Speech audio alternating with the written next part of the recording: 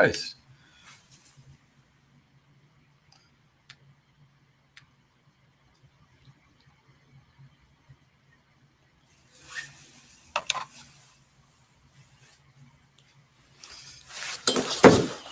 Well, glory to Jesus Christ. Good morning and welcome to St. Cyril Methodius Orthodox Church in Madison, Wisconsin. I'm the pastor, Father Gregory Jensen. Good to have you with us here this morning on Wednesday, December 9th at about 20 till 8 in the morning. We're going to have liturgy here starting at 9 o'clock. Probably have hours before then, between 8:30 and about 20 till 9. But if you have some time this morning, if your work schedule allows it, hopefully you'll be able to join us. If not here in person, then certainly online. Well, it's winter here in Madison, as I've mentioned a couple of times before, and at least according to the latest weather report, we're looking at probably some significant snow.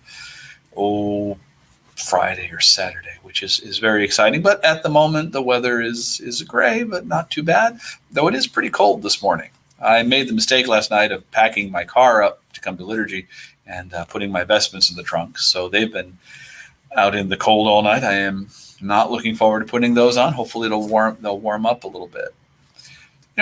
Aside from that, things are very quiet. But even if it's quiet, even with all the conflict that we see on the national level with politics, there are still all of these little things that need to be done. And one of the I have to pack vestments, bring bread, have to turn the heat on when I get to church. These little things. Most of our life is made up, in fact, of these little actions. And this is, I think, something that we overlook, especially I think we overlook as Christians, and specifically, I think pastors overlook this. The late Henry Nouwen, the great Catholic priest, psychologist, and spiritual writer, was asked one point, what's the difference between the pastoral life and his life as a priest and his life as a therapist? He said, as a priest, he was taught to look for the big changes, the conversions, the Saul on the road to Damascus.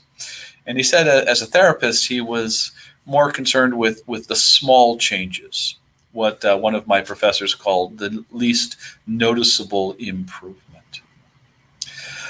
Having been both a therapist and now having been a priest for way longer than I was a therapist, I've come, however, around to really appreciate that therapeutic mindset that looks for the least noticeable improvement. I think that's probably what we would all do well to focus on. I know I need to do well. I would do well to focus on that. Is to ask myself, what is the smallest improvement that's possible for me? I remember back in the 80s when I would work with folks who were using heroin. It would always sort of strike them as odd when I would say things like, "Wow, you only shot up like 6 times this week. Good for you. That's an improvement." They're like, "What? I shot up 6 times." "Yeah, but last week you shot up 8. So, you're getting better." Let's look for that. Let's look for the least noticeable improvement in our relationships, in the people in our lives, the ones we love, the people we work with, our family members. And let's look for those least noticeable improvements in ourselves. Don't want to take away the great dramatic conversions of someone like Saul on the road to Damascus, but the fact of the matter is, even that conversion was the fruit of small incremental changes in Saul's life over the course of years. So let's look for those small improvements. Let's look for the little things that we can do, and then just go about our business for the rest, as we can.